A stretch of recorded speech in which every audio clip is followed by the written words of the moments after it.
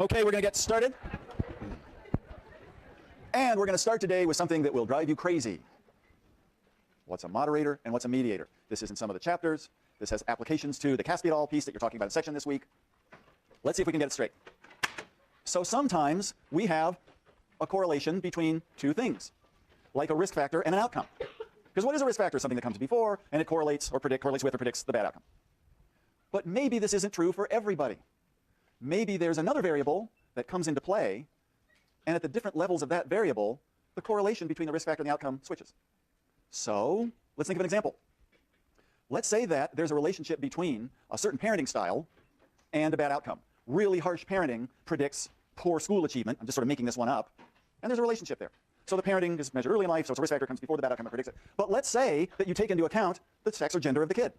And let's say that there's a much stronger relationship between harsh parenting and poor school achievement in boys than girls. What's the moderator variable? Gender or sex of the child.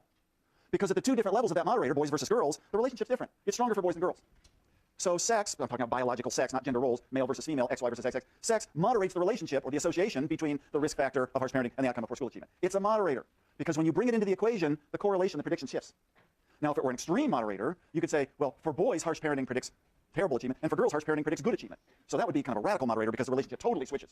Usually it's the case that a moderator makes a relationship stronger, say, in boys and weaker in girls, but it's in the same direction. Make sense? We'll talk about in a couple of weeks, maybe 3 weeks, 3.5 weeks, conduct problems aggression. And to give an actual true example, not just a made-up one for the sake of argument, what's the relationship between, and preschool, not abuse, but very harsh authoritarian parenting at age 3, 4, 5, and aggression in kids measured in elementary school at age 10 or 11? Well, there's a relationship. Harsher parenting at age 4 predicts more aggression overall, unless you decide to break your sample down into white versus African-American subsamples. And in white samples, the relationship's pretty strong. And in black subsamples, the relationship's either 0 or slightly negative. Harsher parenting in African-American families predicts slightly less aggression 6 years later. What's the moderator? Race, ethnicity. Different predictive relationship between the risk factor of harsh parenting and the outcome of aggressive behavior in white versus black families. And that's a study that's been replicated several times. Now, we could try to understand why. One way to understand why is to look for mediators.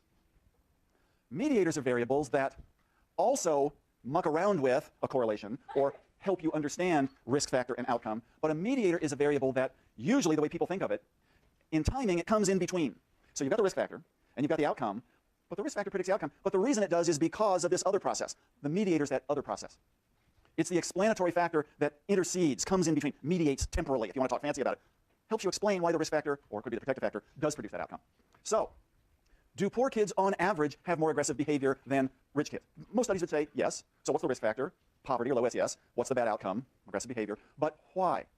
Well, if you look carefully and you measure a family's poverty level, say when the kids are in early grade school, and then you go into the home and measure interactions, poor families tend to have a different kind of parent-child interaction. It might be harsher in some cases. And then you measure the outcome a few years later. So is it the case that poverty is really the risk factor? Or is it that poverty is linked with harsher parenting, and harsher parenting, in fact, is the actual risk factor for later aggression? If that's the case, what's the mediator? Harsher parenting. Because it comes in between the early poverty and the later outcome, and it explains it. How do you know it explains it? This gets into complicated statistics. It means that in a multiple regression equation, when you take into account the mediator, the correlation between what you thought was the risk factor and the outcome goes away almost. It's actually the mediator that explains the relationship. So if that's the case, remember from a couple of times ago, if it's really that harsh parenting explains the bad outcome and not poverty, what kind of risk factor was poverty? It was really spurious, wasn't it? Because it seemed like it caused the outcome, but it really was mediated by the better explanation was the parenting. Make sense? It's confusing. People who write about this get it kind of wrong a lot. Sometimes a moderator, statistically, you can analyze it in the exact same way you analyze for a mediator. So if you're a little bit confused by it, join the crowd, but you'll be hearing the terms and we'll bring them up. So what about Caspy et al.? Okay, what's the risk factor? What's the vulnerability? Maybe this gene, different allele of the gene. Does it predict the outcome? Only in certain environments. So environment moderates the effect of the gene on the outcome. Make sense? But you could flip it. You're really interested in abuse and maltreatment. Does it produce aggressive behavior? So the risk factor is abuse, the outcome's aggressive behavior. What moderates that relationship? The genotype. Because maltreatment only really causes, in the Caspy et al. 2002 study, aggressive behavior in the presence of certain genes. So in this case, you could say the environment moderates the effect of the gene on the outcome, or the gene moderates the effect of the environment on the outcome. It's kind of saying the equivalent thing. Now, what makes this complicated is you're born with the genes, and you get the maltreatment later in time. So does the maltreatment really mediate? Yeah, you could say it's a mediator too. If you're confused now, so am I. It's kind of complicated because people define these terms differently. But the principle is, why is this? Why are we blabbing about this in developmental psychopathology? Because there's not that many pure risk factors that operate alone. Usually risk factors matter in the presence of other risk factors, like in gene-environment interaction, Or what we think of as some vulnerability early on is really better explained by parenting and parenting stress and the neighborhood you live in. Those early vulnerabilities may be mediated by a whole host of other factors in what? A transactional model, because everything's influencing everything over time. That's the level at which you need to kind of get this. Questions on this? Yes? So, essentially the main difference between a moderator and mediators is like the timing. Some people would give a fancy statistical explanation of the difference between a moderator and mediators, but the people that I believe most would say the moderator has to really exist previously, and the mediator occurs during the process of this risk, and it explains it. So timing is, I think, one of the best definitions of it. But not everybody says that. And as you read some of the chapters, or if you go on into this field, you'll get other definitions. But I think that will help us a lot. Who else? Yes, please. Can you give an example of a moderator that's not biological? Moderator that's not biological. Well, I just did. We're looking for the relationship between certain genotypes and aggressive behavior. In the Caspi et al., that's a pretty weak relationship. But it's moderated by whether you were abused as a kid, right? So the abuse, the environmental experience, moderates the relationship because only pretty highly abused kids show the effect of the genotype on aggression. So a moderator could be environmental. It doesn't have to be a biological. Make sense? Yeah. Well, so yeah, good question. Is it mean it's automatic? Well, what if the moderator doesn't change the relationship drastically, but a little bit? Or what if the mediator explains some of the link between the risk factor and the outcome, but only 30% of it? Well, then it's a partial mediator, a partial moderator. It doesn't have to obliterate it, and this is where statisticians and quantitative people and developmental psychopathologists are duke it out in the journals. And because maybe, yeah, we take into account parenting, it explains a lot of the relationship between poverty and aggression, but maybe there's 13 other things we didn't measure, and if we measured all of them, then poverty wouldn't have been a risk factor at all. So it's a matter of degree. Question? So in the Caspi studies, because you're born with the genotype and because the environment comes later, you could say the environment's a mediator, not a moderator, but they also explore in their very brief discussion sections of these brief papers in science other potential mediators, like maybe people select environments, and don't worry about it. It'll drive you crazy. If you understand the moderation principle for the Caspi et al., you're doing great. Who else for the moment? So we're going to go on into a little bit back into behavior genetics. Remember, behavior genetics are family and twin and adoption studies, trying to figure out what heritability is. The influence of genes, usually many genes, on differences in a trait. But that's not all. So if we figure out heritability, let's say the heritability of conscientiousness, putting your nice shoes in a nice row, et cetera, is 50%. Well, what are the other influences on conscientiousness, this personality trait? Well, you grow up in a household, and maybe the way you're raised has something to do with it. But what's really, and that's environment, it's called shared environment, but maybe also you have some environmental experiences that are not the same as everybody else in your family. You've got different peer groups, right? So that's called non-shared or unique environment. So if you are trying to build a model here, you could say there's three main influences on distributions or on variability. There's genetic influences, that's heritability. There's shared environmental influences, the ones that people in a family share together, like poverty or like parenting style. And there's non-shared, the unique experiences that each kid in a family has. Now, of course, there's gene-environment interactions, too. Those get folded into heritability. So sometimes we overestimate heritability because there's gene-environment interactions in there that we don't take into account. Don't worry about that. If you got that, fine. Otherwise, don't sweat it. So let's take this shared versus non-shared environment, break it down a little bit. So I grew up at home, and I've got some brothers and sisters, and our family's pretty rich. Well, everybody shares that. Our family's pretty poor. Everybody shares that. Our parents are very egalitarian. Everybody shares that. Those are shared environmental influences. Or are they? If you have any siblings, and most of you do, you may have noticed that your parents treat you guys pretty differently. Who's the favorite? Who's the sucker? Who gets blamed, right? This is a big challenge to people who study families and family environments. You measure parents. Well, I'm a very harsh, stern parent. Or I'm a very lax parent. I'm a very egalitarian. Yeah, but let's observe you. You're not the same with each of your kids, are you? Who's the weak link in the chain? Who's the middle child? Who's the elder child? Who's the youngest? Maybe most parenting effects are actually non-shared because kids have different parenting environments. And of course, peers are a classic example of non-shared. Because unless you're an identical twin and you both have the same friends or something, you're in different grades and different friends, and so many environmental influences are not the same within a family. So why is all this important? Most of developmental psychology over the last 50 to 75 years has focused on parenting styles, were you toilet trained early, or your parents harsh or lax, et cetera, shared environment. What's one of the main findings from behavior genetics, from twin and adoption studies?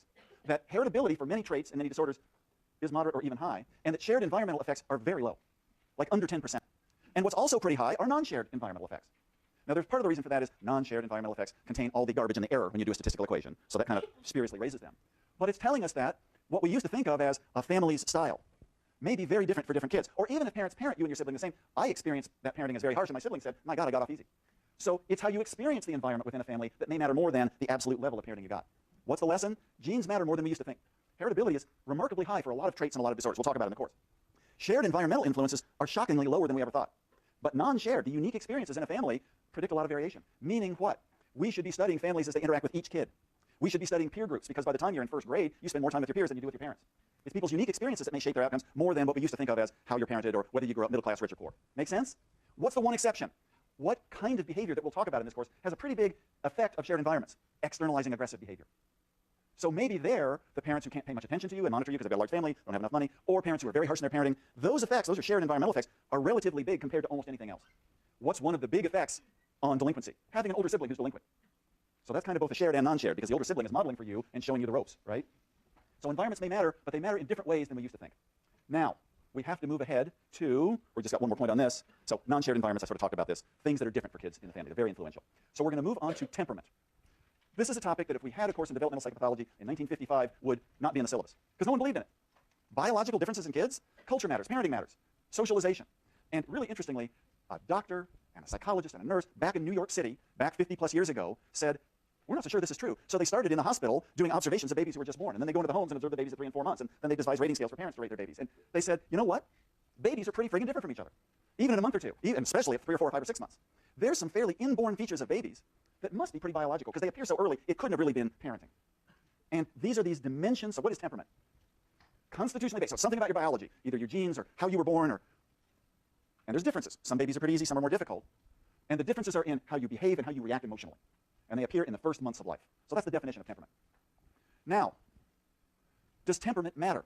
Well, what would you have to do? You'd have to do a longitudinal study. You'd have to get really careful observations of temperament at month 3 and month 6, and then follow the kids till age 3 or age 6 or age 10 or beyond and see, was there continuity? Probably heterotypic continuity, because babies don't speak and they've got a limited repertoire, but are there styles that babies have that predict later problems? So temperament is now a big area of developmental psychology and developmental psychopathology, because we appreciate, and if you're a parent and you've had more than one kid, those kids are pretty dang different early on. Well, they're in the same family. They share 50% of their genes. But there's something about the genes that differ that produce these early differences. So we assume that temperament's pretty biological. However, as we'll talk about in a minute, even if you make that assumption, it's how the family responds to that temperament, kind of molds it or accepts it, that really may make a difference. So even temperament is part of a transactional pattern. So the big question, what are the dimensions of temperament? So Chaston, Thomas, and Birch, these people back in New York, back in the 50s and 60s, who wrote the first big book on temperament, said there's 9 temperamental traits or dimensions. You don't have to memorize these 9. This isn't the point. But they're interesting to look at. Some babies are really active, and some are pretty like, they're meditating when they came out the chute, right? They're pretty calm. Some babies are like, come on, talk to me. And other babies are like, I'm okay by myself, thank you. Some babies seem pretty happy, some are fussy. Some babies adapt to different temperatures and environments, some seem like they like it pretty rigid, et cetera, et cetera. Threshold's kind of an interesting one. It doesn't sort of change its meaning now. Intensity's a really interesting one. Some babies, when they're really happy, they're really happy. And when they're really sad, they're really sad. And other babies are kind of like, yeah, I'm a little bit happy, a little bit sad, I'm kind of cool, right? It's the intensity of both positive and negative emotions. And of course, that's kind of interesting because you know people who are very extreme and intense, and some people who, they get their pleasure and their sadness, but it's all kind of near the middle of the curve. What about attention span and persistence in a 6-month-old? It's hard to measure a kid's attention span when they're 6 months of age because they don't talk and they can't tell you the right answer on a question, but measurements can see how much babies focus on, say, a parent's face or on a new stimulus, and you get some sense of that. Maybe that's going to be predictive of later ADHD or something like that. Rhythmicity, some babies, without even, they don't know how to tell time, and they sleep regularly and they're awake, and other babies are up all night. So, yes, question. So, one way to measure a baby's interest and attention at 6 months of age is you show them videos or you have a little puppet show, and then you show something different. You're showing red color, and green color, and some babies go, ooh, oh my God, that's different. So that captures their attention, and it's got a measure of early learning, and so developmental psychologists kind of have to trick babies to know how they're showing attention because they can't talk. So that's one way to do it. Now other people say, and even Chess Thomas and Birch said, that's 9 dimensions, that's crazy, that's too many. If you kind of put those dimensions together, some kids are easy. They're very rhythmic, they're not too intense, they're pretty calm. Others are very active, very intense, not very rhythmic at all. And then there's an interesting one that they said, a kind of type of temperament. Some kids are slow to warm up. Oh my God, did you, just create an act of war by trying to interact? The kids seem so upset, but then they kind of eventually, but they warm up once they get used to you. Now Rothbard, in one of the Reader articles, is a very brief paper by Mary Rothbard up at Oregon, who says, Chesson, Thomas, and Birch, they were right, but they had too many dimensions. There's 6 main ones. Babies are more or less fearful, more or less frustrated. Some babies are sad and angry a lot, and others are pretty positive, that's negative affect. Some babies are party animals, some are not, extroversion.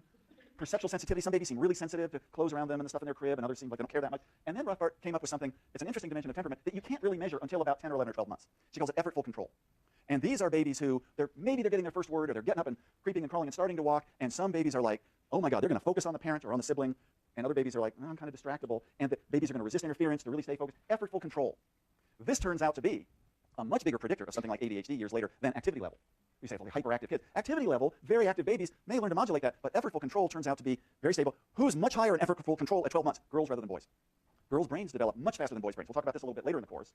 So there's a sex difference early on in effortful control, which may be why girls are only a third as likely to develop a condition like ADHD. So how early can you find temperamental differences? Well, 3 months, observers go in and they can spot the very sociable party animal babies versus the more isolated ones, positive versus negative ones, the babies who are very inhibited versus the babies who like novelty.